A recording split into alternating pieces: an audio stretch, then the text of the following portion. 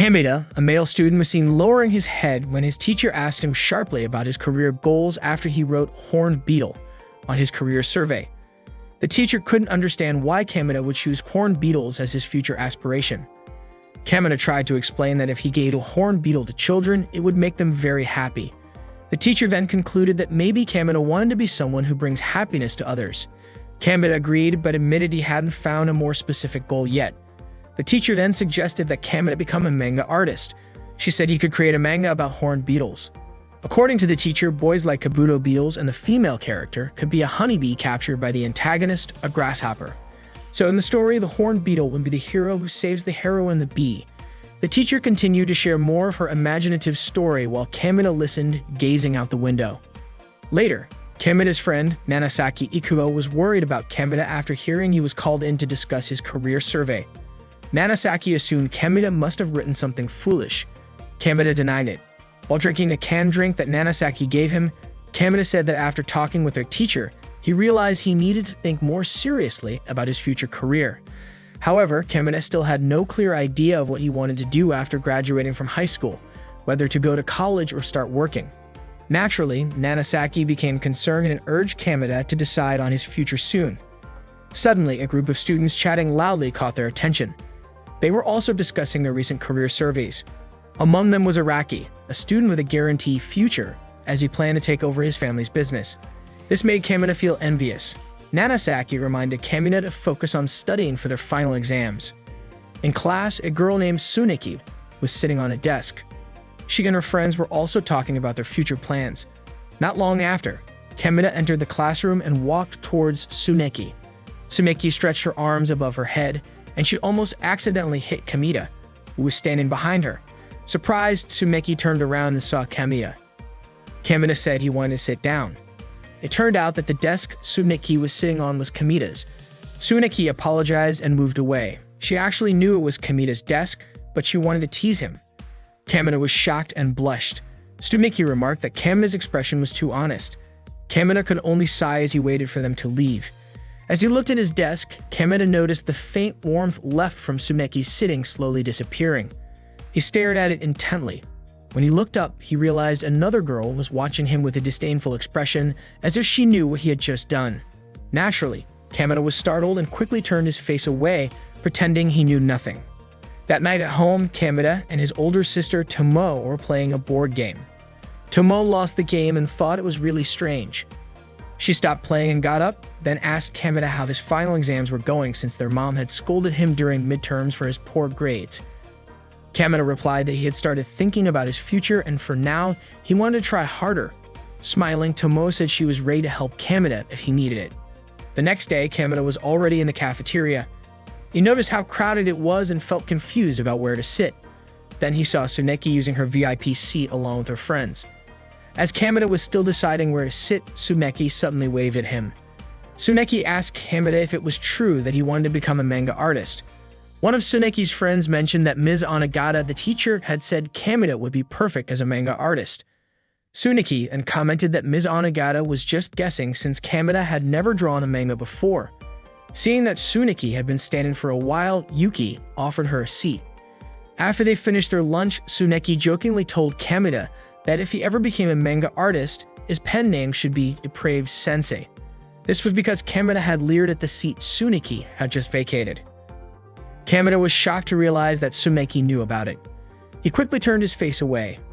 Yuko and Yuki also chimed in, saying Kameda would make a great erotic manga artist. Kameda, of course, denied it. He explained that he was terrible at literature and always had to ask Ikuo for help. Because they were always together, Yuki and Yuko teased that Kameda and Ikuo might be a couple. Naturally, Kameda denied all of it, asking them not to make baseless accusations. Later in the afternoon at the library, Kameda and Ikuo were seen writing something. Suddenly, Tsuneki appeared and startled them both. She approached Ikuo and asked him to teach her classical literature as well. Tsuneki confessed that she was terrible at classical literature, just like Kameda. She kept pleading with Ikuo, promising to buy him 3 cans of his favorite Cocoa Panda. Kameda tried to signal Ikuo by shaking his head, suggesting that he shouldn't accept the offer. But Tsuneki noticed and gave Kameda a cold look. Reluctantly, Kameda said he didn't mind. Finally, Ikuo agreed to help her. At another time during PE class, two boys were caught spying on the basketball court where Tsuneki and the others were playing. They admired Tsuneki's skills, but suddenly a woman named Sanjaruze caught them in the act and ordered them to leave. The two boys immediately ran away, passing Kemida, who was resting under a tree, while shouting, "I'm gonna ask Tsuneki out and go trekking with her." It turned out that one of them was the president of the hiking club, and Kemida thought he was really obsessed with Tsuneki. Ikuo, who was beside Kemida, asked, "What about you?" Kemida responded that he didn't really like Tsuneki because she always teased him.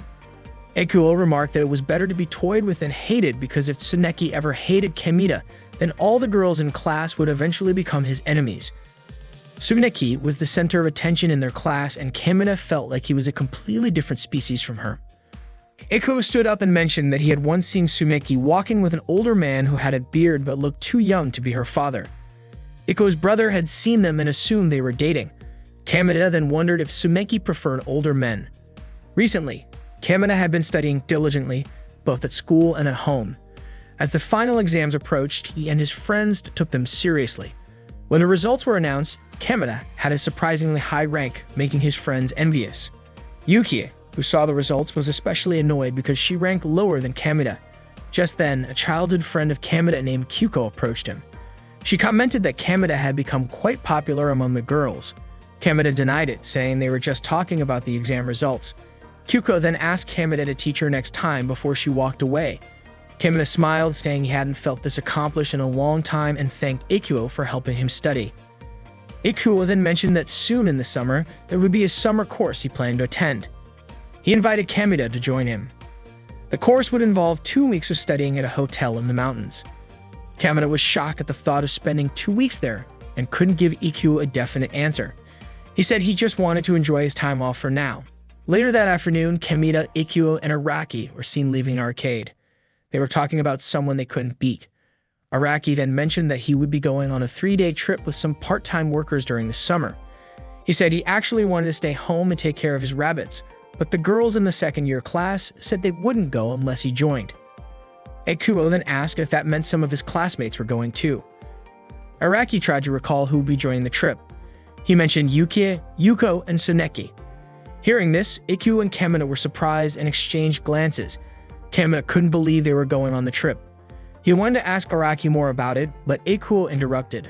Araki then asked if they wanted to join the trip too. Ikuo quickly declined, teasing that Kemida was just jealous because Araki was so popular with the second-year girls. Araki then wanted to play some more and headed back into the arcade. Kemida and Ikuo continued their conversation, wondering why Tsuneki was going on a trip with another guy when she already had a boyfriend. Ikuo just laughed, thinking that if Kemida had told Araki the truth and they ended up not going on the trip, the second-year girls would surely hate Kemida. That evening, while Kemida was walking home, he noticed a new bakery. He decided to buy a cake for his older sister. As he looked towards the door, he saw Tsuneki working there. Kemida also noticed a bearded man approaching her.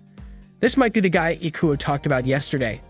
Seeing this, Kemida was impressed by Tsuneki, as she always seemed to be a few steps ahead of him. Kemida then called Ikuo and told him about his decision regarding the upcoming summer course. When Kemida got home, he was busy preparing his things for the summer course. Tomo noticed how busy Kemida was. He explained that this summer course was a famous prep course, attracting students from all over the country. This made him a little nervous since he was only going with Ikuo. However, Tomo admired Kemida for being willing to spend his summer vacation studying. Tomo then gave him a pack of mushroom chocolates as a gift. Kemida was very grateful to her.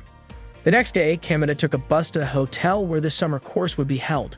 At the hotel, some students were already there, amazed that the organizers had rented out an entire hotel for the event. The hotel even had a swimming pool. Upon arriving at the hotel, Kemida was so enthusiastic and excited. Then, by chance, when Kemida looked to the other side of the hotel, his eyes focused on a girl wearing a doTERRA. doTERRA is a type of Japanese clothing, but when he turned to tell Ikuo, the girl was no longer there. Ikuo then mentioned that there were stories about the ghost of an exam participant. Maybe the girl Kemida had just seen was that ghost. Kemida immediately panicked. Then an adult man made an announcement to all the participants to move to the conference room, where they would be given further instructions on how to use the facilities in the schedule. The participants walked towards the conference room. However, one participant was seen trying to leave the room. Unexpectedly, the adult man grabbed the participant's shoulder and dragged him back into the room. Kamita and Ikuo, seeing this, realized that some people had been forced to come here as well. That night, Kamita was curled up in the corner, feeling down because he was in last place for the placement test. He then asked Ikuo about his results. Ikuo was at the top. Kamita was frustrated and felt inferior because he had thought he was on par with everyone else, considering they were all high school students. Since it was late, Kamita then went to his room to sleep. In the room, Kamita continued to beat himself up. He thought that maybe he shouldn't have come here. If he had decided to go to the beach with Tsuneki and the others, they might have become closer. Kamita then fantasized about being at the beach, being fed by Tsuneki, who was wearing a swimsuit. Kamita then slapped his own face, reasserting his determination to study there. With newfound resolve, he opened the window and shouted that he wouldn't give up. Then suddenly, a hand reached out, grabbing the bottom of the window as if trying to hold on and enter the room. Kamita was startled and backed away. From the window, someone began to peek inside. Terrified, Kamita remembered the ghost story Ikuo had mentioned earlier that day. The person then struggled to enter Kamita's room. She crawled towards Kamita, saying she was cold, and asked Kamita to help her. The woman tried to reach for Kamita, who looked very scared in the middle of the room. All Kamita could do was scream. The woman continued moving closer to Kamita. He was still confused and scared. Then, unexpectedly, the woman only grabbed a towel and asked if she could use it. After she raised her head and looked at Kamita, it turned out that she was Tsuneki. Both of them stood there, frozen, staring at each other. The atmosphere soon returned to normal as Tsuneki started drying her wet hair with Kamita's towel. Kamita, still uncertain, asked if she was really Tsuneki and not a ghost. Nonchalantly, Tsuneki stretched out her leg towards Kamita and told him to look at her all he wanted to prove it to himself. While still stretching her leg, Tsuneki asked why Kamita was attending the summer course at that hotel. She assumed Kamita must have made some mistake. Kamita then explained that he was only there because Ikuo had invited him. Surprised, Tsuneki realized that Kamita was there to study. Now Kamita was the one feeling curious, wondering what had happened to Tsuneki to end up in such a situation. Tsuneki responded that she had been kidnapped and taken there by car. Kamita's imagination started to run wild. He then asked who had kidnapped her. With a bit of irritation, Tsuneki revealed that it was none other than her own parents. Tsuneki had been caught working a part-time job, so she was grounded for the entire summer break. When she insisted on going to a group date trip with Yuki and Yuko, her parents were furious and brought her to this hotel in the middle of the woods. Kamita sighed deeply. He had suspected that Tsuneki was lying about going on a vacation with her family. Tsuneki then argued that no girl would easily spill the details of her romantic escapades. Besides, there was no benefit for her in telling Kamita about the specifics of her summer trip. Tsuneki was starting to get a little angry. Kamita then asked if Tsuneki was planning to hike down the mountain dressed like that. Tsuneki confirmed it. She also complained that there wasn't a single bus stop around. Her parents had also confiscated her phone, so she had no choice but to wait for the rain to stop, but then she ran away after being attacked by a wild deer. Without thinking, she immediately climbed in through the window when she saw it was open. Kamita noticed water seeping from Tsuneki's pants, soaking the chair she was sitting on. He just looked at her, feeling a bit perverted. When Tsuneki glanced at Kamita, she suddenly realized and quickly stood up, apologizing for wetting his chair. Kamita also apologized, saying he wasn't thinking anything weird. They both stared at each other in awkward silence until, suddenly, Tsuneki sneezed. Kamita quickly handed her a tissue, suggesting she change her clothes before she caught a cold. Tsuneki thanked Kamita, but unexpectedly, all the clothes she had brought in her bag were also wet. As Tsuneki checked the contents of her bag, Kamita secretly tried to sneak a glance at her chest. He was startled when Tsuneki caught him. In the sudden movement, Kamita twisted his back and winced in pain.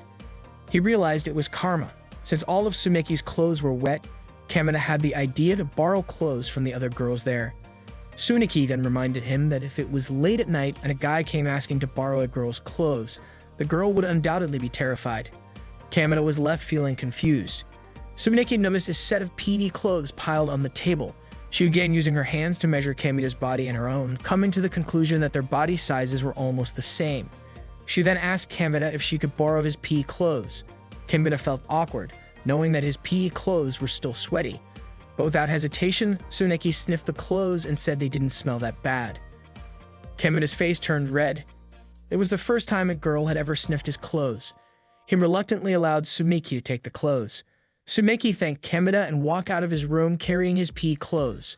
Kameda still felt weird watching Sumeki leave his room with his PE uniform. He was staring blankly at her walking down the hallway until he quickly retreated back into his room when two other guys walked by staring at him. Kameda was sitting on the toilet doing his business when suddenly Tsuneki appeared and started sniffing him. Naturally, Kameda was confused, wondering why Tsuneki was doing that. But she didn't answer and continued sniffing him even lower down his body. Kameda screamed, begging her to stop. He woke up suddenly, shocked. It was all just a dream. The next morning, Kameda walked down the hallway, rubbing his head, puzzled about why he had such a weird dream the night before. He entered the classroom but didn't see Tsuneki there. The atmosphere in the class felt very serious, making it hard for Kameda to fit in. A short while later, it was finally break time and Kameda was already in the cafeteria.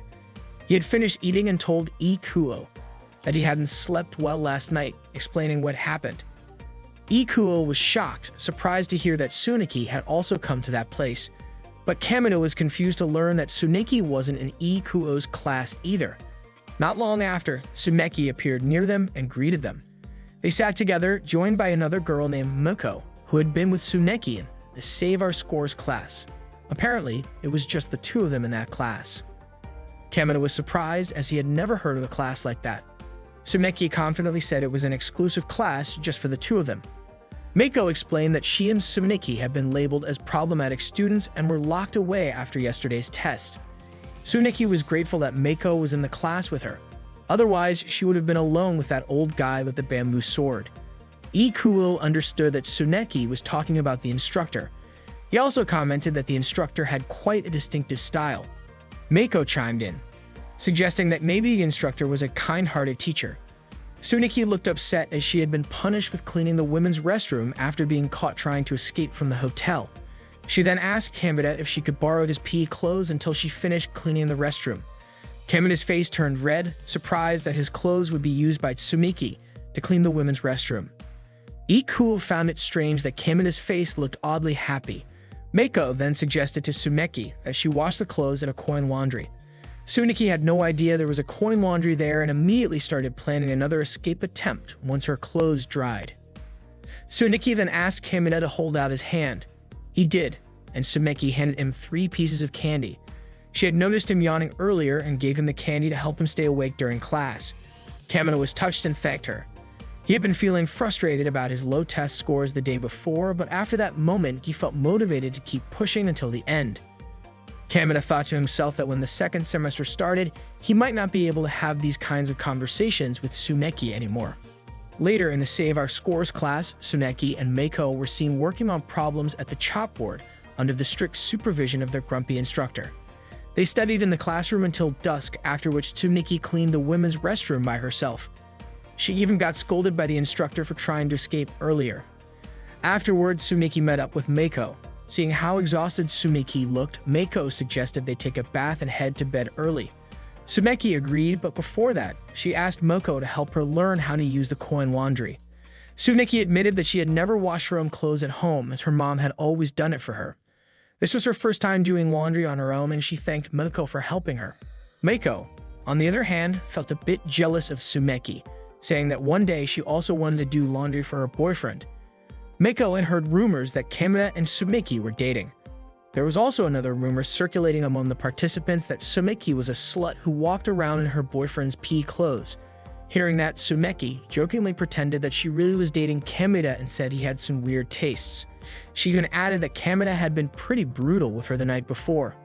Mako believed everything Tsuneki said. In another place, Kameda was seen selecting a canned drink from a vending machine. Suddenly, he overheard 2 girls gossiping about the slut from Kibudo, who was walking around in PE clothes. They also mentioned that she was cozying up to her boyfriend during lunch in the cafeteria, and they were really annoyed by it. Kameda, hearing this conversation, began to suspect that they were talking about Tsuneki. He quickly hid behind the vending machine. The 2 girls continued bad-mouthing the situation, saying it was distracting them from their studies. One of them even claimed to have seen her coming out of her boyfriend's room soaking wet last night, as if she was showing off after fooling around in his room. The 2 girls kept talking about it while putting coins into the vending machine. Kameda, who couldn't take it anymore, stepped out of his hiding spot. Of course, the 2 girls were shocked and suspicious, thinking that Kameda had been doing something indecent at the vending machine. Kameda then explained that the person they were talking about had actually been chased by a deer and brought to that place against her will. Naturally, the two girls didn't believe him and were confused by his words. Kameda tried again to clarify, saying that he had no kind of romantic relationship with Tsuneki.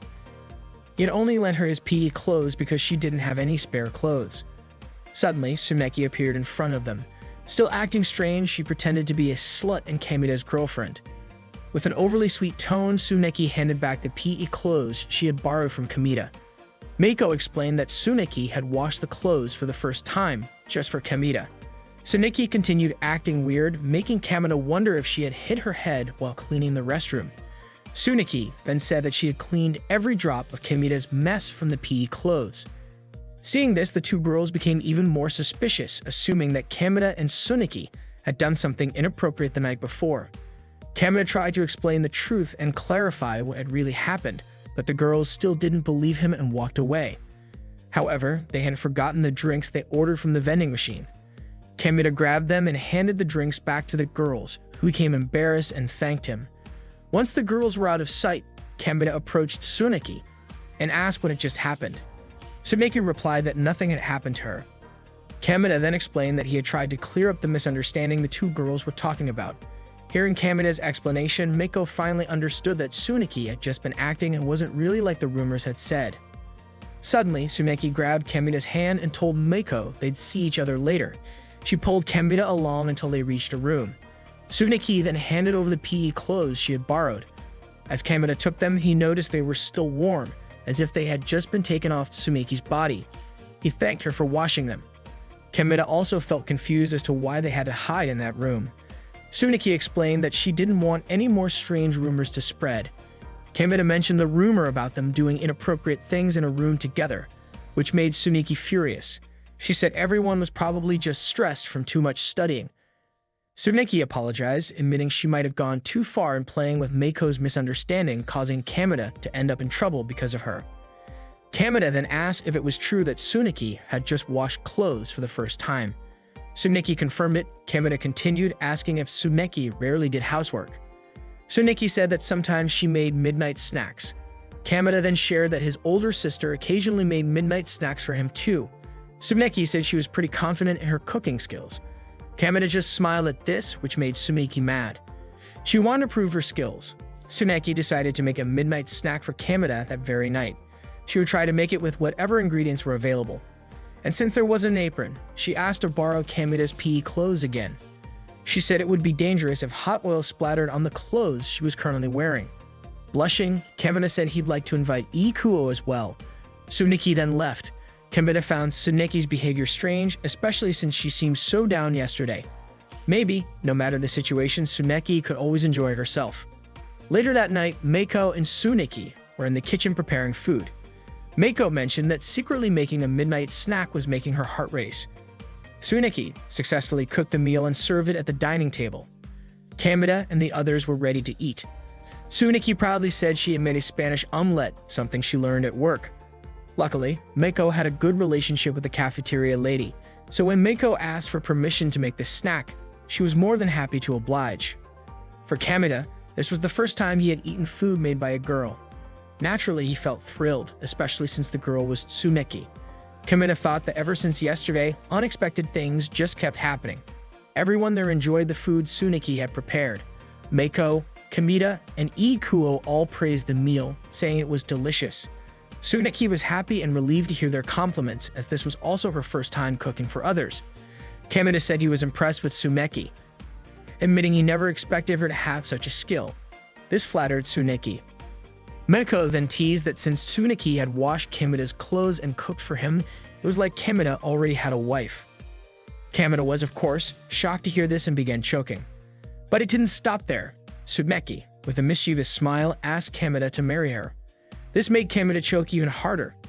Ikuo chimed in, saying Kameda was being overly dramatic, and Tsuneki agreed, adding that this was exactly why she always wanted to tease him. After they finished eating, Kameda stood by the door while Tsuneki washed the dishes they had used. Kameda felt guilty because Tsuneki not only cooked, but was also cleaning up afterward. Tsuneki said it was no big deal since she was used to washing dishes at her job. She then mentioned that she would soon be leaving the hotel. Not only did she not want to stay there, many of her things hadn't been brought along. Kamina then jokingly suggested that Soneki could just wear the outfit that showed off her belly button, as he thought it suited her. Kamina even said he liked seeing Tsumeki's cute belly button. Tsumeki was, of course, surprised and flattered by Kamina's comment, but she also felt that wearing such an outfit would make her look bold and attention-grabbing. Kamina then told her he'd keep lending her his PE clothes, so there was no need for her to run away from the hotel. He said it would be dangerous if she got chased by a deer again like the night before. Tsuneki, however, didn't pay much attention to Kamina's advice. Kamina seemed very concerned about her. Tsuneki then mentioned that because the weather forecast for that night was bad, she decided to stay at the hotel a little longer. Hearing this, Kamina smiled with relief. They then parted ways and headed to their own rooms. Kamina was sitting in class thinking to himself how fast the week had passed since he joined the summer course. He had already started getting used to life at the hotel. Kamina was shocked when suddenly Tsuneki poked him from the side. Of course, the people there glared at Kamina with annoyance as he had disturbed the peace of the class. Tsuneki explained that she and Monhoko had been transferred to this class. Then Tsuneki whispered into Kamina's ear, asking him to help her. Kamina shivered, and when he looked forward, everyone was staring at him with irritated expressions. Some of them were even saying bad things about the two of them. Annoyed, Tsuneki decided to provoke them by starting to take off her gym clothes, claiming that the room was too hot. Naturally, the people there stared at Tsuneki, their faces turning red. Kamina quickly reacted, trying to cover Tsuneki's chest with a book, pretending to ask her to help him solve a problem in it. Seeing this, Tsuneki just gave Kamina a mischievous grin. Time passed, and Kamina was walking around looking at his surroundings.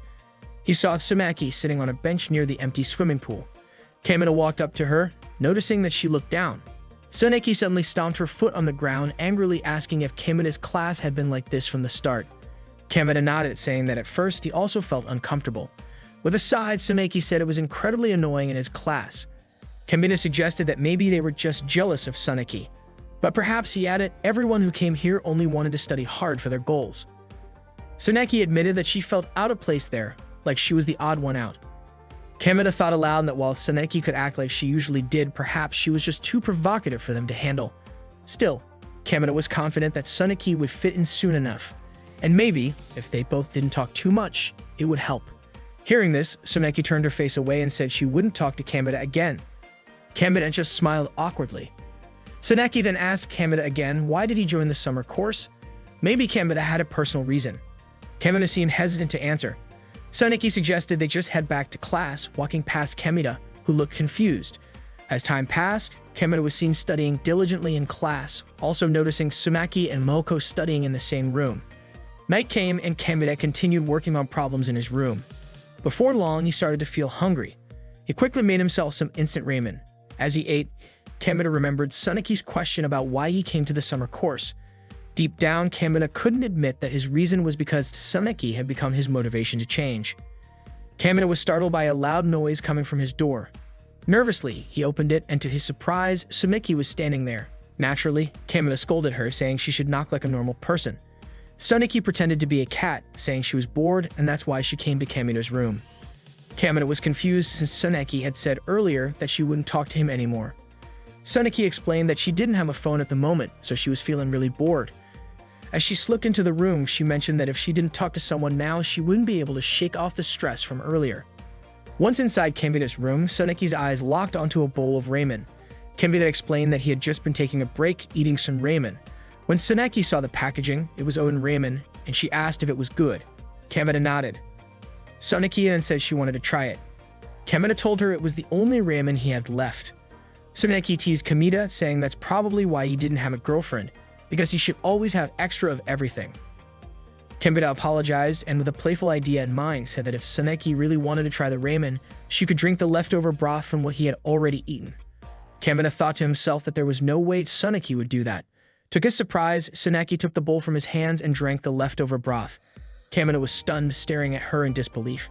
Not only that, but Tsuneki even commented on how strong the kelp and bonito flavors were. She then fed Kamina. All Kamina could do was silently watch Tsuneki, completely shocked by what had just happened. Kamina then said that he wanted to continue studying. Tsuneki put down the ramen bowl and stood next to Kamina to watch him work on his problems. Of course, Kamina felt uncomfortable and couldn't focus. He then asked why Tsuneki didn't go to Moko's room instead. Suneki replied that Moko's door was open and the room was very dark, so it seemed like she was already asleep. Kemita thought that Moko might not be cautious enough, while Suneki suggested that maybe she couldn't handle the air conditioning, so she left the door open to sleep better. Suneki then teased Kemita, saying she wanted to sneak into Moko's room with him. Naturally, Kemita was shocked and his face turned red. Suneki just laughed. Kemita sarcastically commented that while everyone else was studying, Suneki was just messing around. Suneki shrugged it off, saying she didn't compare herself to others. Kemita replied that in that case, he was going to continue studying. Suneki grabbed Kemita's book and said she would study too. She lay down on Kemita's bed while reading, making Kemita's face flush even more as he watched her on his bed. He couldn't believe there was a girl in his room. Trying to shift his focus, Kemita played with his pen and attempted to concentrate on studying. However, he accidentally dropped his pen near the bed, forcing him to reach for it. His mind wandered when he saw Suneki lying on his bed up close. Kemita quickly pulled away when Suneki complained loudly that she was incredibly bored and should be at the beach right now. She kept talking about all the fun things she could be doing if she were on vacation at the beach. Kemita just listened silently. Suneki then mentioned that she would wear a bikini at the beach, saying it would look sexy. Kemita agreed with that thought. Unexpectedly, Suneki suddenly asked Kemita if he wanted to see her in a bikini. Hesitantly, Kemita admitted that he would like to see it. Suneki kept pressing him, asking if he really wanted to see her in a bikini. Kemita figured there was no way Suneki had actually brought a swimsuit. But to his surprise, Suneki had indeed brought one. They were now at a hot spring, and since it was already nighttime, no one else was there except for the two of them. Suneki laughed when she saw Kemita wearing a pareo. Kemita protested, saying he only wore it because Suneki had told him to. Suneki moved closer to Kemita, saying that if he didn't want it, she'd take it off right then. Of course, Kemita objected. He then asked why Suneki chose to come to the men's bath. Kemita thought she didn't mean to go to the hot spring just to show off her swimsuit. Suneki explained that she didn't want to get bitten by mosquitoes in weird places. Kemita suggested she could have shown it in the bathroom in his room, but Suneki didn't want to be stuck in a cramped bathroom with him either. Kemita was completely mesmerized seeing Suneki in her swimsuit. When she asked for his opinion, Kemita told her that it was very provocative. Hearing that, Suneki thanked Kemita for the compliment. Suneki then shared that she actually wanted to get compliments from guys about her new swimsuit. Apparently, her parents thought it was underwear, so they left it in her bag. Kemita, who had been admiring Suneki with both awe and a bit of mischief, was suddenly startled when Suneki invited him to get into the bath. They both ended up soaking in the bath together. They both felt a bit weird wearing swimsuits in the bath. It felt like the same awkwardness they experienced as kids when they accidentally wet their pants. As they were chatting, suddenly, they heard the sound of someone entering and turning on the light. Naturally, they both panicked. Suneki told Kemita she would dive underwater and he needed to figure something out. She took a deep breath and submerged herself to hide. The person who entered was the instructor. Of course, he immediately scolded Kemita for breaking the bath time rules. Kemita, thinking quickly, said that he was waiting because he wanted to chat while bathing with the instructor. But the instructor firmly replied that there were rules for a reason and told Kemita to leave and return to his room. Kemita finally stood up and the instructor was shocked to see him wearing a pareo. The instructor also accidentally noticed something peeking out from behind Kemita's pareo. Kemita then took the initiative and offered to wash the instructor's back. The instructor, now clearly unnerved, made an excuse about needing to finish grading exams and fled the bath. Feeling relieved, Kemita sank back into the water. Suneki emerged from underwater, also breathing a sigh of relief. Naturally, Suneki was curious about how Kemita managed to scare off the instructor. Kemita simply responded that he wasn't sure. Suneki complimented Kemita, saying he was a pretty cool guy. Kemita just smiled slightly, but then he was startled by the sound of someone falling into the water. It was Suneki, who had fainted. Long story short, Kemita was now escorting Suneki to her room. Suneki explained that she just felt a bit dizzy in the bath. Kemita mentioned that it was the first time he had seen someone faint right in front of him, so he couldn't help but worry about her. Suneki, however, was suspicious, thinking Kemita just wanted to see her room. Suneki then offered to let Kemita come inside. Kemita hesitated, saying he wasn't interested in seeing her room. Suneki opened the door and turned on the light, but to their surprise, they saw some underwear hanging up. Suneki quickly turned the light off again. Kemita instinctively turned around and said he'd better head back to his room, assuring her that he didn't see or smell anything. Embarrassed, Suneki suggested they go outside for some fresh air instead. They left the hotel and sat by the edge of the dry swimming pool. Suneki admitted that maybe she went a little overboard today. Suddenly, Suneki got scared, pointing in a direction. Kemita looked and saw a deer. Suneki was afraid the deer would chase her again. Kamina tried to calm her down, pointing out that there was a fence. He even threw a ball toward the deer, causing it to leave. Kamina explained that deer are nocturnal, so it was probably there looking for food. Suneki then walked up to Kamina and said that she felt like she had learned a lot about Kamina during the summer course. However, Kamina replied that he still couldn't fully understand Suneki. Kamina then asked, "Is it that easy for a girl to lie?" Suneki was still confused by the question. Kamina went on to explain that Suneki had lied to him by saying she was going on a family trip, when in reality, she had planned to go on a blind date. Suneki defended herself, saying that it wasn't a lie because maybe she would go on family trips when she has a family in the future. Kamina just sighed. Then hesitantly, Kamina asked if Suneki liked Araki, since Araki was quite a popular guy. Hearing that, Suneki chuckled, thinking Kamina was jealous. But Kamina denied it. Suneki replied that it was a secret, smiling as she said it. Kamina then asked if the chef at the place Suneki worked was her boyfriend. Suneki stayed silent for a moment and then, sounding annoyed, asked when Kamina had gone to her workplace. Kamina answered that he had seen her there after his final school exam, right after playing games at the arcade. Suneki questioned him again, asking if Kamina had leaked the secret about her job. Naturally, Kamina denied it, saying he had no idea what she was talking about. Frustrated, Suneki explained that the school had informed her parents after someone reported it to the discipline committee. Kamina explained that he only saw her talking to the chef. Suneki then clarified that the person Kamina saw was the owner of the shop, not her boyfriend. In fact, he was already married. As the night grew late, Suneki suggested that they head back inside the hotel. The next morning, as the sun shone brightly, the summer course participants were getting ready to leave, loading their belongings onto the buses. Kamina and Ikuo were already seated together on one of the buses. Ikuo mentioned that he felt a bit sad the summer course was over. Kamina, with a neutral expression, replied that a lot had happened during the course.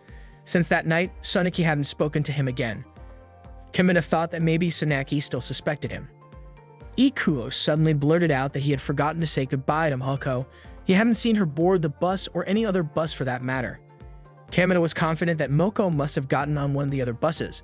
As the bus started moving, Kamina looked out the window and saw Moko standing in one of the hotel rooms watching them leave.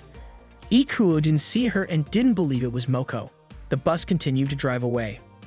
Inside the hotel, the instructor looked visibly angry. He was upset because someone was always late, just like when they first started the summer course. That person turned out to be Moko. Moko explained that she had rushed to wake up in time to send off the buses. The instructor said that a failing student should stay behind for extra classes and shouldn't bother sending the other students off. Moko was offended by being called a failing student. She insisted that she wanted to go home with everyone else. Moko even mentioned how she intentionally wore a doTERRA while sleeping so she wouldn't catch a cold again during entrance exams.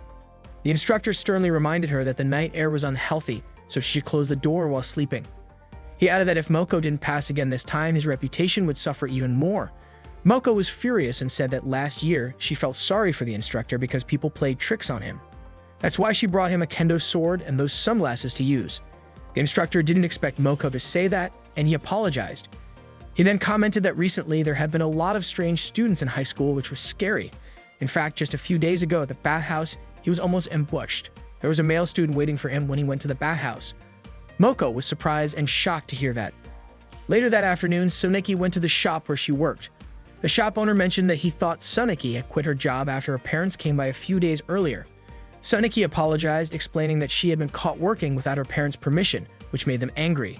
The shop owner understood and advised Suneki to have a proper conversation with her parents about the situation.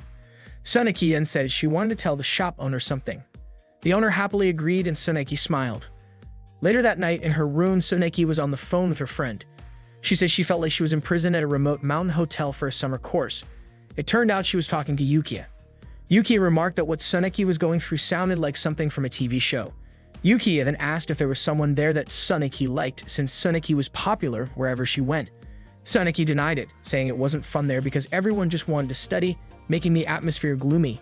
Hearing Suneki's answer, Yuki said she wasn't very good at lying. Yuki was sure there was someone Suneki liked.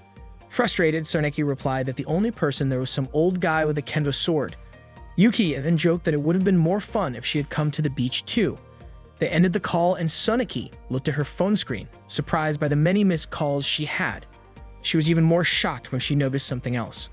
On a bright morning, Kamina was walking to school with Tomoe. Tomoe mentioned that Kamina would probably be more popular if his skin were a little more tanned. She was concerned because ever since they returned from the summer course, Kameda had been shutting himself in at home. According to Tomoe, Kameda had wasted his precious summer vacation. He should have gone into the city to hit on a girl or two. Her older sister even said she'd be willing to help him out. Kameda responded with a smile. As Kameda walked, he noticed Tsunaki walking to school with her friend. Her eyes were focused straight ahead, and when Kameda followed her gaze, he saw Araki holding hands with Yukiya. Tsunaki was shocked. She had no idea when Yukiya had gotten close to Araki. She glanced over at Kameda for a moment and then quickened her pace. Seeing this, Kameda assumed that Tsunaki might still be suspicious of him, thinking that he was the one who revealed her secret. Kameda was drinking from a can he got from the vending machine, all while thinking about how Tsunaki seemed to be avoiding him. Then Ikuo showed up, humming to himself, clearly in a good mood. He mentioned how he had just caught up with an old friend after such a long time. Kameda rarely saw Ikuo this happy. Ikuo then asked Kameda if there was a girl he liked. Kameda was caught off guard by the question and quickly said no. As he put more coins into the vending machine, Ikuo remarked how happy he'd be if Kameda had someone he liked. Ikuo grabbed his drink while Kameda looked at him curiously, as it wasn't like Ikuo to act this way. The scene then shifted to the classroom, where Tsunaki was sitting at Kameda's desk, chatting with Yuki-A. Yuki-A was telling her about how she had invited Araki on a trip, so they could spend some time together. Yuki-A shared that they had gotten quite close, but she still hadn't confessed her feelings to Araki. Out of the corner of her eye, Tsunaki noticed Kameda entering the classroom. She got up from Kameda's desk and casually mentioned that if she had a boyfriend, she'd be spending just as much time with him. Kameda overheard part of their conversation. His mind began to wander, imagining what it would be like if Tsunaki were getting close with someone. He sighed, realizing his imagination was running wild, probably because he'd been single for so long. When Kameda pulled out his chair, he noticed a slip of paper. Curious, he picked it up and read what was written. During lunch break, Kameda made his way to school backyard. It turned out Tsunaki had written the note, asking him to meet her there. She wanted to return the PE clothes she had borrowed. After handing them to Kameda, Tsunaki immediately turned to leave. Naturally, Kameda was confused about her behavior. Tsunaki then told Kameda to keep it a secret that they spent time together during the summer course. If Yuki-A found out, things could get awkward. Hearing that, Kameda hung his head. After gathering his courage, Kameda asked if Tsunaki was afraid that a rumor might spread about them being together and Yuki-A might try to steal Araki away from her. Tsunaki denied it, saying that wasn't the reason. Kameda didn't believe her. If it wasn't true, then why not return the PE clothes in class? Kameda also pointed out that Tsunaki had been acting strange ever since they left the hotel pool that time. Blushing and a bit frustrated, Tsunaki replied that she had her reasons. Kameda, now getting emotional himself, asked if Tsunaki was really embarrassed to be seen with him. Tsunaki explained that while talking with Yuki-A about the summer course, Yuki-A asked if Tsunaki had met a nice guy there. Tsunaki thought Yuki-A had a sharp intuition, so she only told her that there were a lot of deer around. Kameda suggested that Tsunaki should have been more upfront like she usually was. Tsunaki responded that she didn't want to make anyone suspicious. She then grabbed the PD clothes back from Kameda's hands, saying that if he didn't want them, she wouldn't give them to him. Annoyed, Kameda shot back, saying he wouldn't take them until Tsunaki explained what was really going on. The two of them remained silent, neither willing to speak.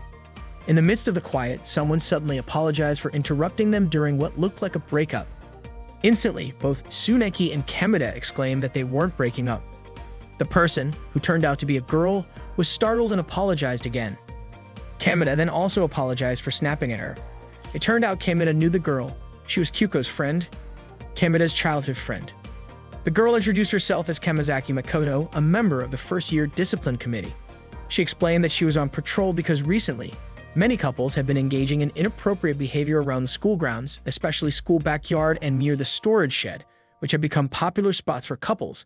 Makoto went on to explain that a lot of students had their first romantic experiences over the summer break, which made the discipline committee very busy once the second semester started. Kameda noticed that Makoto looked exhausted. She then shared how she had actually caught a couple in the rabbit enclosure earlier. However, what they were doing was so extreme that she just ran away without warning them. Makoto also mentioned that before summer break, their committee chair had received a report about a student working a part-time job. Tsunaki immediately reacted, asking if the job was at a Spanish bar. Makoto replied that she wasn't allowed to reveal any details. Tsunaki, however, pressed her, threatening to report Makoto to the chair for neglecting her duties. Feeling the pressure, Makoto admitted that she didn't know the full details but overheard something about a bar. Tsuneki then patted Makoto on the head, walked past her, and invited Kamina to join her. As they left, Makoto reminded them to keep the information she shared a secret, but it seemed like Tsuneki and Kamina weren't listening. At the rabbit enclosure, Araki was cornered by Yuki-e. Araki noticed that Tsuneki and Kamina had arrived. Tsuneki announced that she wanted to talk to Yuki-e. Innocently, Kamina asked what Araki was doing. Araki casually replied that he was playing rabbit with Yuki-e. Yuki-e then added that she was about to feed him a carrot mouth-to-mouth. She glanced at Kamina and Tsuneki and remarked that Tsuneki didn't seem to be picking up on the situation. Araki then said that he had finished cleaning and quickly made his exit. Yuki-e stepped out of the rabbit enclosure and locked it behind her. Tsuneki immediately confronted Yuki-e, asking why she had reported her to the discipline committee. Yuki-e realized she'd been caught. However, Tsuneki also admitted that it was her own fault for working in secret. She just wanted an explanation as to why Yuki-e reported her. Yuki-e confessed that she suspected Araki might be interested in Tsuneki and viewed her as competition. Tsuneki then asked when Yuki-e had found out about her job. Yuki-e explained that she had accidentally seen Tsuneki working while hanging out at a new pastry shop in the next town. Scratching her head, Tsuneki admitted that when she first started the job, that shop hadn't even opened yet, so that's how she got caught. Yuki-e also mentioned that she knew Tsuneki's household had very strict rules, so she reported her to prevent Tsuneki from going on the beach trip with them. During a phone call, Tsuneki mentioned that she had been kidnapped and taken to a hotel in the mountains. Hearing that, Yuki-e couldn't stop laughing. However, it turned out Tsuneki wasn't angry about it at all. She knew that Yuki-e did all of that just to get closer to someone she liked. Tsuneki also said that no one could be a girl in love. Seeing it all, Kamina just stayed quiet and smiled. Tsuneki even encouraged Yuki-e, telling her to go after what she wanted, because those who are bold for love will always win. Both of them smiled and accepted what had happened. Tsuneki explained that she had brought Kamina there too because she had suspected him at first, so Tsuneki wanted Kamina to know the whole truth. Yuki-e then apologized to Kamina for making him seem suspicious of Tsuneki and for making him feel uncomfortable. Kamina said it was fine since he was happy too if Araki ended up getting a human girlfriend. Yuki-e was shocked and confused by his words. Kamina then corrected himself, saying he meant a real girlfriend with an actual body. Tsuneki added that she would support Yuki-e and Araki as well. Yuki-e thanked them both. Later in the afternoon, Tsuneki was at a diner with Kamina, where she had prepared a delicious-looking meal for him. Tsuneki explained that it was her way of apologizing for suspecting Kamina. After tasting it, Kamina was delighted, saying the food was amazing. He then asked when Tsuneki started to suspect Yuki-e.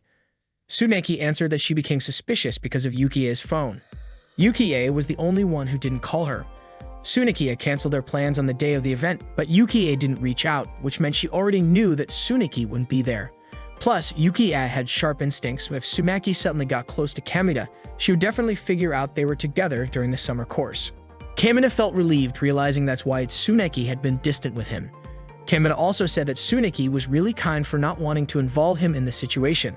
Hearing Kamina's compliment made Tsuneki's face turn red and she became flustered.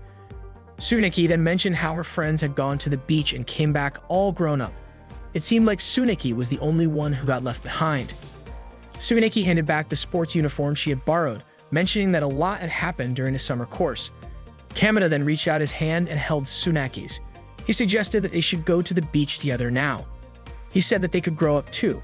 Tsuneki blushed, completely taken aback by Kamina's words. When they finally arrived at the beach, Tsuneki mentioned how long it had been since she had smelled the ocean air. Tsuneki noticed a dog playing frisbee, and she said she wished she could play with a big dog like that since her parents weren't very fond of animals, even though she loved them. Kamina then showed her a small ball and invited her to play catch with him. Tsuneki recognized the ball that Kamina was showing her. It was the same ball he had thrown to scare off a deer when they were at the hotel pool. Kamina admitted that he had gone to the pool a few times, hoping he might run into Tsuneki again. He had picked up the ball from there during one of those visits. Hearing this, Tsuneki apologized. Kamina reassured her that it was okay because he was the one who had hoped for it. When Kamina was distracted, Tsuneki grabbed the ball from his hands and ran off. She then threw the ball toward Kamina. He was ready to catch it, but a strong gust of wind sent the ball off course and into the sea. Seeing this, Kamina quickly rushed into the water to retrieve it. Tsuneki said that he shouldn't have gone through the trouble of getting it. While holding the ball, Kamina replied that since Tsuneki didn't get the chance to set off fireworks or have a barbecue, They might as well continue playing catch on the beach. However, as he was coming back, Kamina accidentally slipped and fell into the water. Concerned, Tsuneki hurried over to him. Kamina assured her that he was fine, which made her laugh, and Kamina joined in. Tsuneki then thanked him and offered her hand to help him stand up. But instead of getting up, Kamina fell again, pulling Tsuneki into the water with him. Both of them started coughing from swallowing some seawater. Tsuneki complained about her clothes getting soaked. Kamina apologized, saying that it was his fault that she got wet too. When Kamina looked at her, he was shocked and his face turned red. Noticing his reaction, Tsuneki looked down at her chest and realized that because her clothes were wet, Kamina could see her underwear. She quickly turned away, covering her chest with her hands. At first, Tsuneki seemed irritated, but then she smiled and said the whole situation reminded her of the time they were at the hotel bathhouse. Tsuneki shared that lately she had gotten into the habit of bathing while wearing her school uniform. Kamina thought it was a strange thing to do, but Tsuneki defended herself by saying that it felt good. She even told Kamina to try it before making any comments. Kamina said that wearing his own uniform probably wouldn't be much fun. Tsuneki understood and suggested that he should try wearing his older sister's uniform instead. Kamina agreed that it was an interesting idea.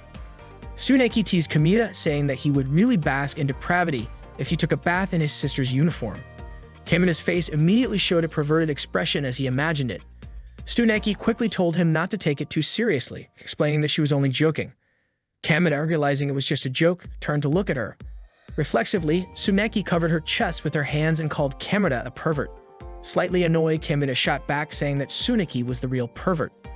Offended, Tsuneki retorted that she didn't deserve such a label from someone who always looked at her in a lecherous way. Tsuneki walked over to Kamina and playfully pushed him into the water. She leaned over him, her body half pressing against his as he lay in the water. Tsuneki teased him, saying she could tell that Kamina was excited. Kamina quickly denied it, but then Tsuneki surprised him by saying that she herself was feeling excited at that moment. She added that Kamina looked really cool when they were in the school's backyard. Naturally, Kamina was shocked to hear this. He tried to brush it off, saying he couldn't hear her properly because his ears were full of sand. Tsuneki offered to clean them for him, gently placing her fingers over his ears. She gazed at Kamina with a tender, almost affectionate look. The atmosphere between them grew quiet and intense.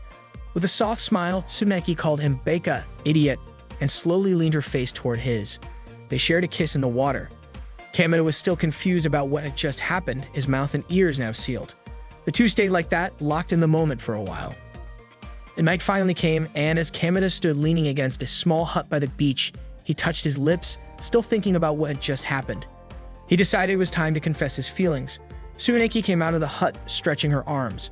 She mentioned how earlier she was a bit nervous, thinking someone might show up. Kamina started walking towards Tsuneki with a strange look on his face. He said the stars looked especially beautiful tonight. Tsuneki glanced up at the sky and agreed. Kamina closed his eyes, took a deep breath, and tried to gather the courage to confess. But just as he was about to say something, Tsuneki was no longer in front of him. She had already walked toward the beach and casually mentioned that it was her first time. Kamina, surprised, asked, "First time for what?" Tsuneki continued, saying it was her first time spending a night away from home. She started realizing how much her parents cared for her. She admitted that without them, she wouldn't bother cleaning up or doing laundry.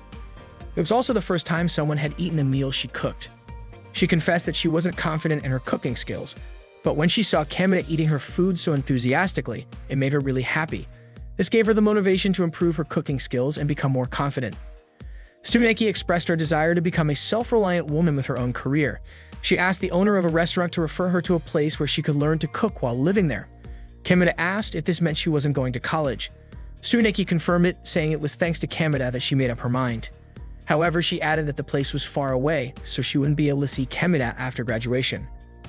Kamina responded by reminding her that they still had a year before graduation. Tsuneki then explained that instead of having someone who made her happy, she preferred to make others happy with her cooking. And as for dating for a year, Tsuneki didn't want to do things halfway, so she suggested that their relationship remain just as it was. Kamina agreed, adding that he believed Tsuneki would make friends wherever she went and that she would undoubtedly succeed. Kamina then suggested that maybe Tsuneki could learn to cook in Kibito, but seeing Kamina's sad expression, Tsuneki tried to cheer him up by telling him how cute he looked. She smiled, and Kamina, unable to hold back his emotions, turned around and tried to hide his tears. He thought to himself that if only he were more mature and had everything in life, things might have been different. Tsuneki then said that nowadays it's hard to find a place willing to train amateurs and pay them at the same time. Kamina tried to stay strong and suggested that they could just remain friends. Tsuneki smiled and said Kamina would understand. In his heart, Kamina thought that just when they were getting closer, Tsuneki was pulling away.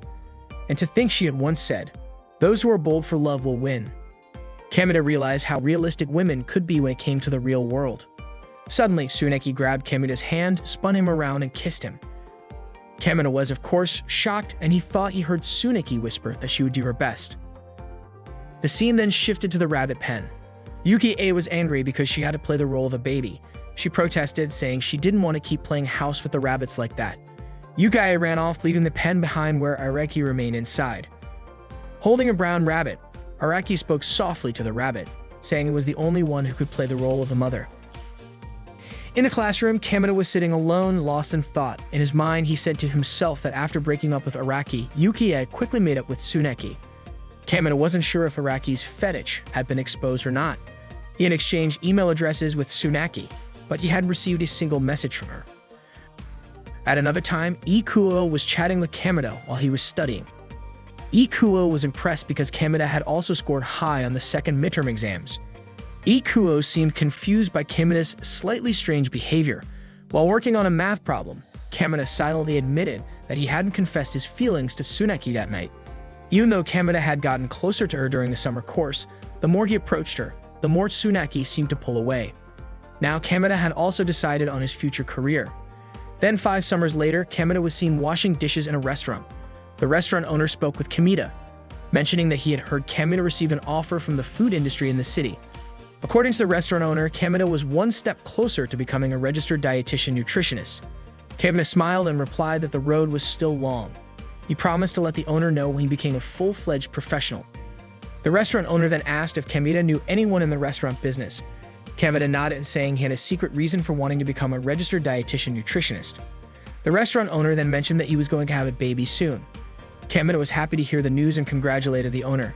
The owner said he would be leaving the restaurant more often for a while. Kamina grew anxious, feeling like his cooking still wasn't good enough to serve to customers. The owner reassured him, saying he had already found someone to take over. He explained that the person who would be replacing him had once worked part-time at the restaurant. She had returned from her studies in Spain and was now apparently a specialist in omelet and venison dishes. She would be arriving at the restaurant after lunch. Not long after, someone arrived at the restaurant carrying a suitcase and a backpack. When Kamina saw the person, he was shocked. He couldn't believe that the one who had shown up was Tsuneki. As soon as she arrived, Tsuneki asked with a smile if Kamina was the student working part-time there. Kamina smiled and nodded. They both stood there, staring at each other. Kamina was playing a game when he unexpectedly obtained an item called Pure Deer Hoof. Kamina proudly showed the item to Ikuo and Araki, who were next to him. Araki couldn't believe Kamina had gotten such a rare item. He begged Kamina to give it to him, but of course, Kamina refused because it was his deer that had defeated the enemy and earned the item. Hearing this, Araki joked that this was the reason Kamina wasn't popular with girls. Kamina just laughed and asked in return if a guy who secretly played a deer-raising game like that had any chance of being popular. Ikuo then shared a story about how one day when Kamina was brushing his deer in class, the girls there looked at him in disgust. It might have been because the happy sounds the deer made were a bit suggestive. Naturally, people would misunderstand. Araki also reminded them to play the game in silent mode. He told Kamina that he could make anything with a pure deer hoof. A girl appeared, walking down the stairs, and greeted Kamina and his friends who were standing there. It turned out the girl was Miyama, a third-year student. She asked if they were the ones playing the deer-raising game at school. Araki confirmed this. Ikuo quickly explained that if Miyama thought they were playing an adult game, she was wrong. Love Deer was an amazing game for all ages. Miyame said she knew that. She then asked if there wasn't an item Kamina wanted. Kamina jokingly asked if Miyame wanted the pure deer hoof he had just obtained. Miyame nodded. Showing her game console, Miyame offered to trade the item with him. Kamina and his friends were shocked when they saw how big Miyame's deer had grown. Ikuo was curious about how she had raised it to that size. Miyame explained that she had been playing the game since the day it was released. She thought Kamina and the others had only started playing recently. In his mind, Kamina noted that they had also been playing the game since day one. Kamina couldn't help but wonder how long Miyame had been playing to raise such a massive deer. Kamina handed over the pure deer hoof to Miyame's deer character. Miyame then moved closer to Kamina, right next to his face. Naturally, Kameda was startled and his face turned red. Miyame wanted to check Kameda's deer status. She examined it carefully and noted that Kameda's deer was a specialist in night battles. Kameda confirmed this, stating that deer are nocturnal creatures. Araki even learned for the first time that there was a shortcut to view his deer's stats like that. Not long after, Tomoe and Shiori arrived to invite Miyama to the club room. Tomoe was surprised to see her younger brother, Kameda, there as well. She scolded Kameda, saying that not only did he play games at home, but he was the same at school too. Miyame was surprised to learn that the boy in front of her was Kameda, the student she had heard about who was always playing games. Miyame then introduced herself, calling Kameda by his first name. Naturally, Kameda was flattered that a girl as pretty as Miyama called him by his first name. Shiori then pulled Miyame's hand, urging her to check her body measurements in the club room. Miyame was reluctant because she was supposed to be the model, but no decision had been made yet. She apologized to Kameda and promised to give him an item in return the next time they met. Miyame then said her goodbyes and left with Shiori and Tomoe. Later that night, Kameda was seen lying in bed, playing a game in his room. Unfortunately, he lost while battling a high-level enemy. Kameda imagined that it would have been easier if he had fought using Miyame's deer. He also recalled how Miyame greeted him earlier, thinking she seemed like such a calm person. Kameda wondered if his own older sister were like that, they probably wouldn't be fighting over the bathroom every morning. Kameda then made up his mind to raise his deer like Miyama and aimed to match her as a gamer. The next day, Kameda, Araki, and Ikuo were walking down the school hallway. They were talking about Miyama, who, despite being an honored student, was also a gamer. Ikuo asked Kameda if he was really sure about giving Miyame his rare item. Kameda confirmed, saying that in return, they could become friends with Miyama and exchange a lot of game information. Besides, after being shown such a huge deer, Kameda didn't want things to end there. As a gamer, he wanted to show his determination. Unexpectedly, Miyame was already waiting for them at the usual spot under the stairs, where they often played games. She was lying down on some chairs she had arranged. When they arrived, she woke up and mentioned she had brought an item for Kameda as a thank you. Not long after, they found themselves at a karaoke spot. Araki ordered drinks and food while Miyame seemed preoccupied with something. Meanwhile, Ikuo whispered to Kameda, asking why they suddenly ended up at a karaoke place. Kameda explained that Araki suggested it when he mentioned they should find a better spot to exchange items. Suddenly, Miyame stood up and announced that she would sing. Ikuo whispered again to Kameda, confused as to why Miyame wanted to sing when the plan was to exchange items. Kameda replied, "Well, it is a karaoke place." Ikuo still looked puzzled, since they only knew anime songs, game soundtracks, and tokusatsu themes. Both were startled when they heard the music start to play. They recognized it as a song from the TV series Inago Mask. Miyame even struck a pose, mimicking Crimson Santa. Elsewhere, Tomoe and Shiori were chatting at a cafe. They were talking about how Miyame looked sleepy that day because she stayed up late making an item for Kameda's deer. Back at the karaoke, Miyame had just finished singing a song. Kameda and the others sat there, stunned and silent. Araki broke the awkward silence by saying it was time to finally exchange items. Miyame put down the microphone she had just used and walked over to sit down. However, to get to her seat, she had to pass by Kameda and Ikuo. As she passed in front of Kameda, he glanced at Miyame's chest with a slightly inappropriate gaze. Miyame sat next to Kameda, fanning her chest because she felt hot. With his face blushing, Kameda once again tried to steal a glance at Miyame's chest. As Kameda was eating pudding, Miyame asked if he liked a law mode pudding. Kameda replied that he did enjoy sweet things. Unexpectedly, Miyame seemed curious and asked if she could taste a bit of Kameda's pudding. Of course, Kameda and the others were shocked to hear that. If she did that, it would be an indirect kiss. Miyame, however, looked confused. Ikuo quickly grabbed an untouched pudding in front of him and offered it to Miyame instead. Miyame ate the pudding while the others watched. She felt it wouldn't be fun if she was the only one singing. But Kameda disagreed, saying that the song Miyame sang earlier was an anime song they all knew, so they sang along too. Miyame was relieved to hear that. Miyame had also made some equipment suited for Kameda's deer, which included night vision goggles and a bonus feature to track enemy locations. Kameda was, of course, thrilled because the item was a perfect fit for his deer. Araki then asked if Miyame liked multiplayer games. Araki knew this because night vision goggles would shine brightly in a duel. Miyame replied that most of the games she liked had multiplayer modes. Kameda chimed in saying he liked multiplayer games too. Miyame smiled awkwardly, admitting that most of the games she enjoyed were pretty strange.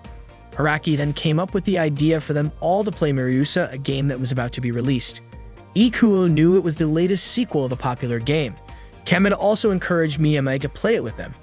Miyame then mentioned that she had already pre-ordered the game. Later, Kameda went to a store. While there, he saw a chair for sale that he thought would be perfect for Miyama. The next day, Kameda, Ikuo, and Araki were seen tidying up and cleaning the room near the stairs where they usually hung out. Miyame arrived and tried out the chair Kameda had bought for her. She seemed to fit perfectly with it. At another time, Kameda and the others were standing in line together to buy Miryusa, the game they were all going to play. As usual, they gathered at their usual spot. Everyone had already created their own characters. They chose different characters. Kameda picked a bear. Miyame chose a military rabbit, which Kameda thought was very fitting for her since they seemed alike. Araki chose a small fox, while Ikuo went with a human sniper. They started playing the game together. Once in the game, it seemed they got separated from one another. Araki ended up in the same area as Miyama, but when they were on a bridge, Araki wanted to get a closer look at Miyame's rabbit character and accidentally pushed her, causing them both to fall into the river. Ikuo saw an enemy and shot at it, but it turned out to be Kameda's character, which killed him. Then, unexpectedly, the real enemy showed up and stabbed Ikuo from behind, killing him as well. They realized they were still quite chaotic while playing the game, but they all seemed to enjoy playing together. Then the scene shifts to the changing room, where Tomoe and Shiori praise Miyame for being really good at various sports. Miyame says that she actually prefers playing games over doing sports. She also shares that when she plays games with Kameda and the others, it feels nostalgic, reminding her of when she was in middle school. Shiori then suggests that Miyame should join as a model at Kama, so she can have high school memories too. Miyame responds by mentioning that the game she's currently playing is Miryusa. She first heard about the game from Shiori, who said the characters were super cute, so Miyame decided to pre-order it. She never expected that it would lead to playing with her friends. Miyame also shares that Kameda mentioned how much she resembled the rabbit character she plays, saying it really fits her image. Shiori gets super excited and decides to sew the costume herself, with Miyama as the mascot. They hope that by cosplaying as the rabbit, they'll become famous. Miyame thinks the Kamama event sounds fun, but she doesn't want anyone she knows to see her in cosplay. Shiori then asks if there's anyone Miyame knows who will be attending Kamama. Miyame hesitates to answer and changes the subject by telling Tomoe that she looks slimmer now. Tomoe blushes, surprised that Miyame noticed such a detail. Frustrated that her question wasn't answered, Shiori slams the locker door, a bit harder than usual. Later on, Kameda and the others gather to play a game together.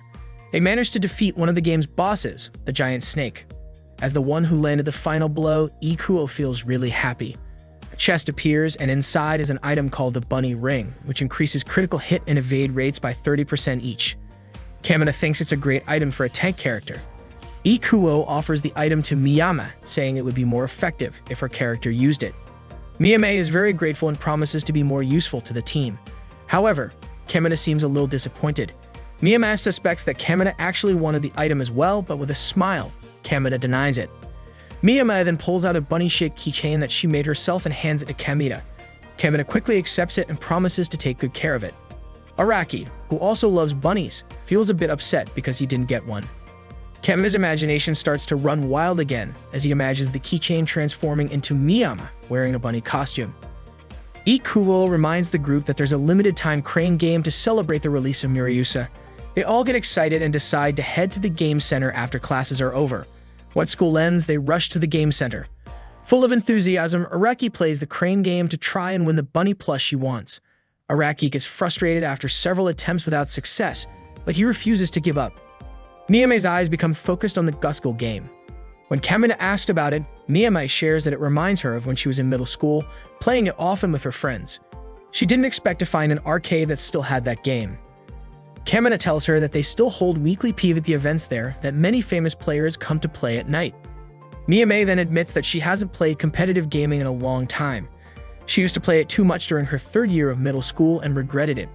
Kameda says that since there aren't many people around now, he wants to play together with her against the CPU. Miyame agrees. From a distance, two boys can be seen looking displeased as they watch Miyama and Kameda. The two of them started playing together. While playing, Kameda noticed that Miyame often missed when targeting enemies. Miyame explained that it was because she hadn't played in a while, but she was confident she'd get used to it soon enough. Kameda reassured her, saying she could relax since he would back her up. A few moments later, someone challenged them. When Kameda looked to the other side, it turned out to be two grade school boys ready to face them. A battle ensued between Miyama and Kameda against the two boys. The boys were extremely in sync, making Kamina feel overwhelmed. It turned out that the boys were annoyed by what they perceive as a couple playing Gusgal. Of course, Kamina was shocked. He didn't expect others to think he and Miyame were a couple. The boys were taking the game very seriously. Miyame then told Kamina to stay calm. One of the boys managed to trap Kamida's character, immobilizing him, while Miyame's character was nearby, ready to save him. However, from a distance, the other boy was preparing to fire his ultimate weapon to take them all out, including his own teammate. Seeing this, Miyame kicked both Kamina and the enemy who was holding him into the path of the boy about to fire.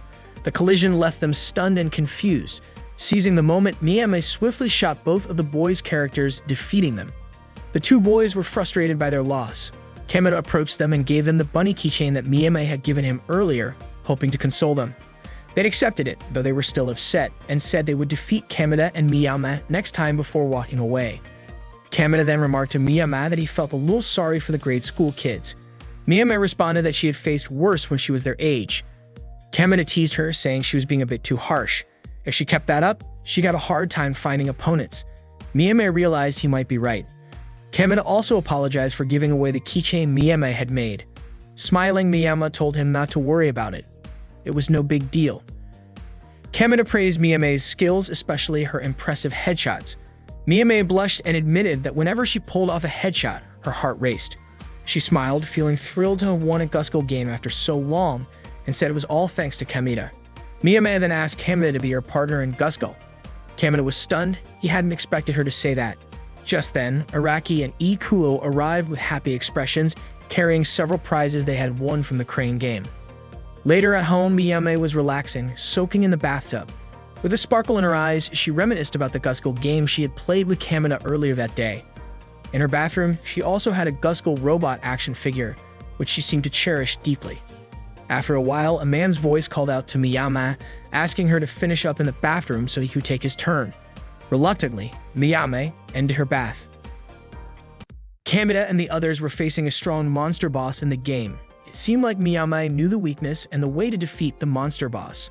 They each assigned their roles and began attacking the monster. In the end, they successfully defeated the boss. They praised Miyame for being able to spot the monster's weakness. Miyame said it was all thanks to the bunny ring item given by Ikuo, which increased evasion, allowing Miyame to analyze the monster's movements and attacks. Ikuo then said he didn't regret giving it to the right person. Miyame then said goodbye as she had a PE class to attend. As she was leaving, Miyame reminded Kamina to play Gusgal again later that day after school. Kamina agreed. Araki was surprised, noting that Kamina had been going to the arcade every day lately. Kamina just smiled and said that he and Miyame had been playing Gusgal every day, to the point that his money had run out. Araki then asked if there were any other games they could play, suggesting that maybe Kamina could try a game that didn't cost so much. Kamina agreed with the idea and asked Ikuo if he knew any arcades with the game grabbed. Ikuo replied that there wasn't one in Kibito and Kamina should find a new game on his own since he was Miyame's partner. As Ikuo left, he said he didn't want to help Kamina search because he'd been playing too much lately and now wanted to study at home. Later, at the arcade, Kamina was seen playing a bus game where the player earns points by successfully dropping off passengers at the bus stops. As Kamina played, Miyame watched and commented that bus stops can't be destroyed with a headshot. She then said she preferred to play Gusgal and walked away. Kamina followed Miyame, who was already playing Gusgal, and Araki was there as well. Kamina admitted his plan was a total failure. But Araki was impressed by how Miyame managed to dominate even though it was her first time playing with someone she didn't know. However, Araki also noted that her winning at all costs playstyle could cause problems. Kamina agreed, saying Miyame was very skilled, but that might make her disliked by others. Miyame then defeated her opponent once again. The opponent looked very disappointed and stood up, appearing as though he was going to confront Miyame with an angry face. Kamina was worried that the guy might do something, but it turned out he just wanted to praise Miyame's skill. Kamina remarked that it was situations like this that made him concerned. Meanwhile, Makoto and Kyuko were together in a photo booth. They had just taken pictures together with effects that made it look like they were bathing in a pool of milk. They were both amazed by how advanced photo editing had become. Just then, Kamina happened to walk in. He greeted Kyuko when he saw her. Makoto looked embarrassed and hid behind Kyuko. Kyuko introduced her friend, who was a member of the school's disciplinary committee, to Kamina. Hearing this, Kamina joked that it would be a problem if Sanjo Ruze, the head of the disciplinary committee, found out what they had just done. Makoto then defended herself, saying she was just accompanying Kyuko to make sure she wasn't attacked by delinquents. After all, protecting students from potential incidents was also the duty of the disciplinary committee. Kamina smiled and encouraged Makoto to keep up the good work. Then Miyama also arrived at the place. She mentioned that she was going to a tutoring section located in front of the station. Apparently, Kyuko was aware that the tutoring center was quite well known. Miyame then said goodbye and left. As they watched Miyama walking away, Kyuko complimented Miyame's beauty. Kamina responded by saying that she was a friend of his older sister and lately they had been playing games together quite often. Later that evening on his way home, Kamina passed by Miyame's tutoring center. Kamina started imagining himself attending the same tutoring center as Miyama. His imagination went wild with a slightly perverted look on his face. Kamina didn't like his own thoughts. Suddenly, he saw Ikuo crouching behind some bushes, peeking into the tutoring center's room. Kamina, now hiding behind a tree, watched Ikuo. He felt suspicious since Ikuo had said earlier that he was going home to study. But now Ikuo was at the center. Acting like this, Ikuo looked like a stalker. Meanwhile, passersby were also glancing at Kamina, who looked suspicious hiding behind the tree. Kamina was shocked when he saw Miyama there as well, and then the two of them went inside. Once home, Kamina said he wanted to talk to his older sister about something. He wanted to hear a girl's perspective on a certain matter. Tomo then made a comment about Kamina, but Kamina quickly clarified that he wasn't asking about himself. It was about Ikuo. According to Tomo, Ikuo was currently excelling in his studies. A cool guy like Ikuo was probably popular with many girls. Kamina nodded, now understanding. Tomo then stood up and asked Kamina, "You want to know what people think of you too, don't you?" Kamina hesitated, then avoided the question by saying, "Maybe next time." The scene shifted to the arcade where Ikuo and Araki were playing the bus game that Kamina had played. To them, the game was really difficult. They couldn't believe Kamina had played it so smoothly. Araki, annoyed, vowed to beat Kamina's high score in that game. Meanwhile, Kamina and Miyama were standing in line to play Gusko. A boy noticed Miyama and wanted to play with her. Miyama asked Kamina, and he agreed. Kamina then stepped aside and went to play a bus game instead.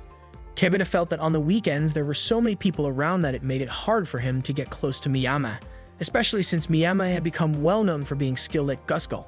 From a distance, Kamina noticed many people lining up to play with Miyama. In his heart, Kamina thought it would be more fun if they were lining up to fight Miyama, rather than be her partner. These thoughts distracted him and he found it hard to focus, so he decided to head to the bathroom to calm down. Unexpectedly, from the entrance, a girl and a boy with an angry look pointed toward Miyama.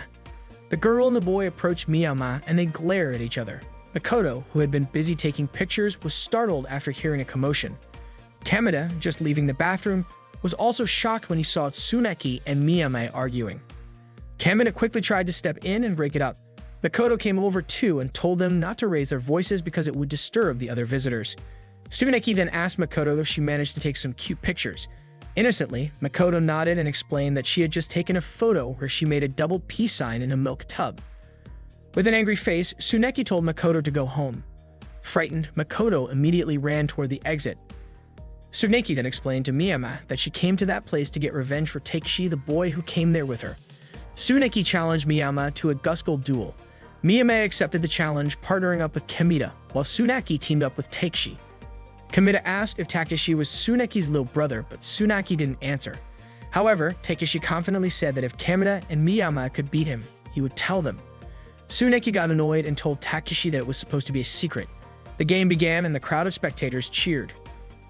From afar, Araki watched as Tsuneki played Gusko, while Ikuo was confused as to why Tsuneki was even there.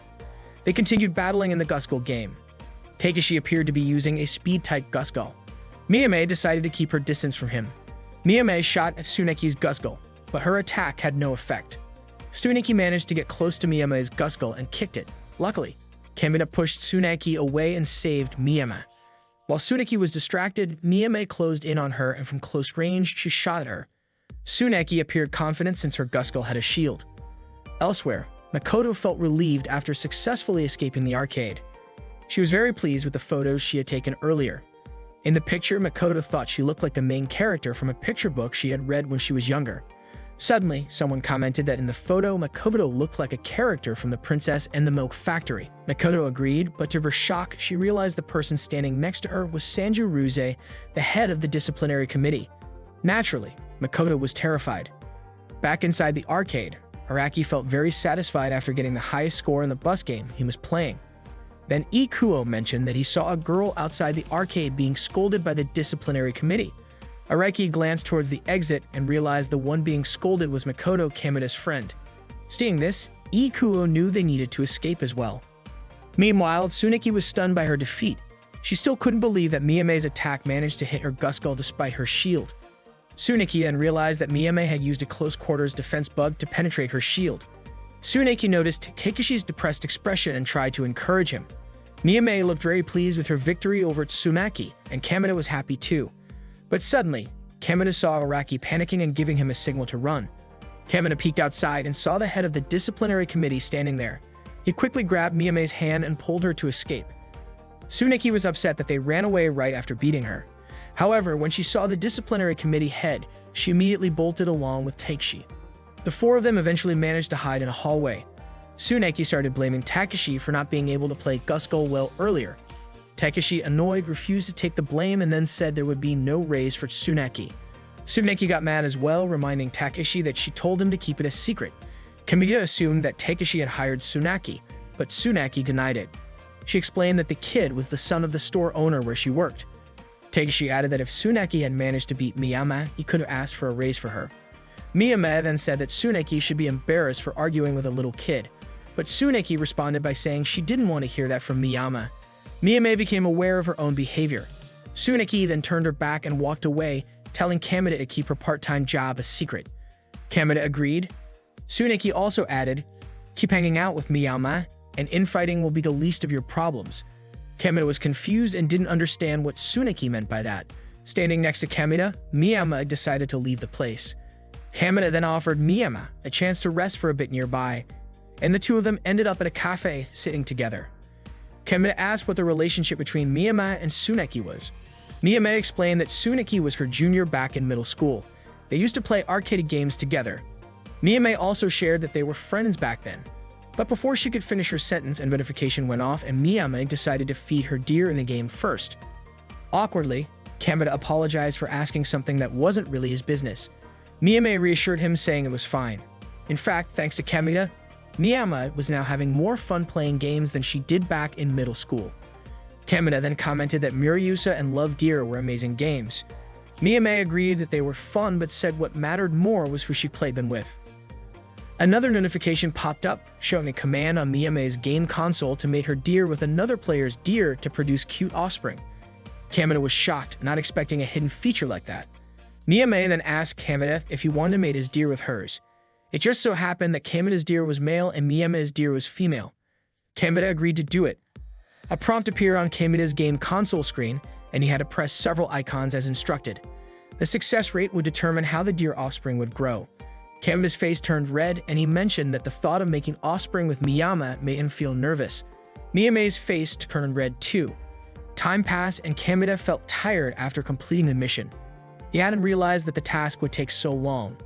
Miyame's attention then shifted to the leftover cherry from Kamida's drink. Miyame asked if she could have the cherry, and Kamida allowed her to take it. He suddenly remembered how, during karaoke, Miyame had also asked for his pudding. Kamida then said that Miyame should just order the same things he does. Miyame replied that to her, other people's orders always looked tastier. Kamida smiled and admitted that sometimes he felt the same way, but unlike Miyame, he couldn't directly ask for it. Miyame lowered her head, looking sad. Kamida tried to cheer her up and told her she could have the cherry. However, he asked her not to request anything from anyone else besides him. Miyame smiled and promised she would. She then ate the cherry, looking incredibly happy. After leaving the cafe, Miyame stopped by a game store. She saw Guskull Plus on the shelf and decided to buy it. The next day, Araki and Ikuo were seen cleaning the rabbit cage as punishment from the head of the disciplinary committee. Araki, however, was actually happy with the punishment. They were also banned from entering the arcade until the final exams were over. Both of them mentioned that at the arcade before, they were trying to help Makoto, who was a member of the disciplinary committee. So they said they were the ones who told Makoto to take those strange photos like she did. Ikuo then said that the head of the disciplinary committee also saw Kamida and the others running away, so they might start keeping an eye on the arcade. Ikuo suggested that they should avoid going there for a while. Araki then mentioned that Miyame wasn't at school that day. Araki asked Kamida about it. Kamina responded, maybe because they made it yesterday. Naturally, Ikuo and Araki were shocked. Kamina then explained that Sumeki, who turned out to be Miyama's junior from middle school, said something that had been bothering him. She said, keep hanging out with Miyama and infighting will be the least of your problems. Hearing that story, Araki commented that ever since they met Miyama, the way they played games had also changed. Kamina tried to deny it, saying that their gaming skills had improved because of her. Ikuo then said that Miyama's character level had skyrocketed and it was hard for them to keep up. That's why they didn't have much time left to study. Ikuo said that was the real issue.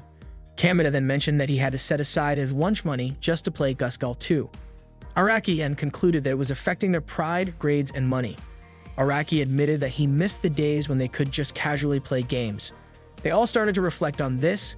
Kamina then asked Ikuo and Araki what they really thought about Miyama. Ikuo didn't understand what Kamina meant by the question. Kamina explained that he had seen Ikuo going to Miyama's tutoring center that time. Ikuo asked if there was anything wrong with that.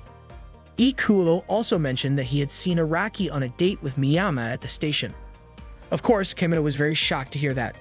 Araki then explained that he just wanted a keychain like the one Kamina got from Miyama, so he asked Miyama to find something similar. Ikuo then showed his game console. He revealed his character and Miryusa taking off its hat. Kamina, upon seeing it, realized that the character's face resembled a friend they knew back in grade school. Ikuo admitted that the girl in grade school was his first love. He happened to run into her at a tutoring center near the station. He didn't expect Miyama to attend that same center. So Ikuo explained the situation and eventually he ended up joining. Kamina finally understood what had really happened. Ikuo then asked what was going on with Kamina. Kamina explained that he just respected Miyama as a gamer. Ikuo and Araki laughed. Araki figured that Kamina had liked Miyama ever since they exchanged in-game items. If Kamina didn't like her, there's no way he would have given that item to her. Kamina denied it. Araki and Ikuo mentioned that since they couldn't go to the arcade and had to clean the rabbit cage during their break time as punishment, they were hoping Kamina could build a good relationship with Miyama in his own way. Kamina smiled and nodded. Meanwhile, Miyama was seen in a dark room leaning back while playing a game. Her face looked very serious. She was playing Gusgall Plus, the game she bought the day before. The message appeared in the game. Keep gussing for life. Do you want to win that badly? I bet you don't have any friends in real life either, lol. Miyama read the message, yawned, and continued playing her game.